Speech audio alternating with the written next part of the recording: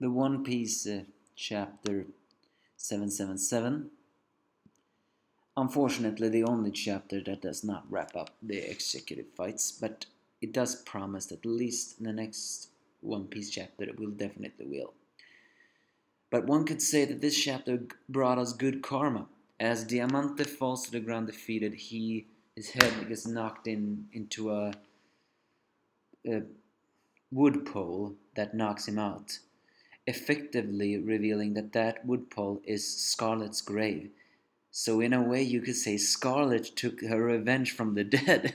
No, that's not the right way. How do you say it? Scarlet, no, Diamante got karma. He killed, he killed Scarlet, but Scarlet's grave took the final blow to the arrogant guy. As all the people remember how Diamante bullied them, how King Ruku's loyalists begged them his forgiveness for failing to protect Scarlet, how Diamante just screamed to Viola how much he enjoyed killing her sister, and how much Tank tried to prevent Violet from killing Diamante. The top executive is finally defeated. But we cannot relax yet, because then things begin to move on westward. Pika appears, and he is a guy that really fights dirty, no pun intended. And as Kairos says, he will not let him harm the king because he's his important father-in-law and savior. Pika decides to do just that. But before that, he decides to be a bit of a bully. He basically just hurls every single wounded, even his own people, away. And here's actually a pretty good pet the dog moment. Zoro gets angry at that. I mean, Zoro is usually the guy who rarely shows sympathies from others that is not his friends, and even to his friends he shows not so much sympathy, in my book. But here he actually screams, "Those are wounded, you asshole!" Proving that he doesn't like that. But that may be true after all.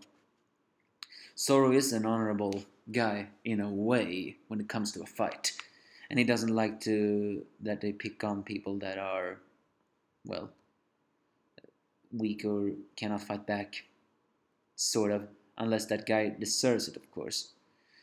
Either way, Pika summons into his Titan-like form, and when I mean Titan, I'm obviously saying to that manga, and decides to head to the plateau where Usopp and King Riku is in order to smash them all, to crush all the dreams.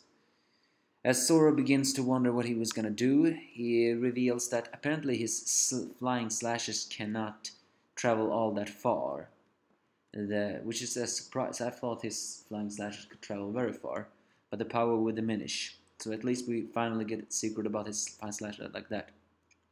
Second, he cannot jump so high, or he cannot jump and cling on to him, because his plan C is to shout to everyone, but he knows he can't hear him. Plan T is to tell them, but he doesn't have a Dendamushi, so he decides to do Plan E.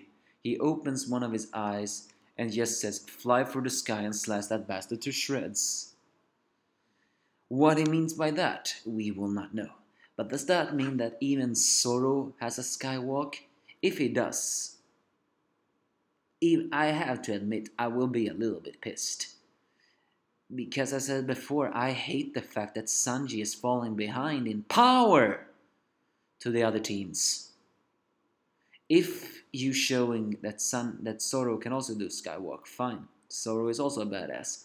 But once Sanji comes back with that, please, I'm begging you, show some more Sanji awesome moments. Show a flying slash attack with Sanji whenever. But I know for a fact he's not gonna do it, because now Sanji is his victim of showing just how strong an enemy is.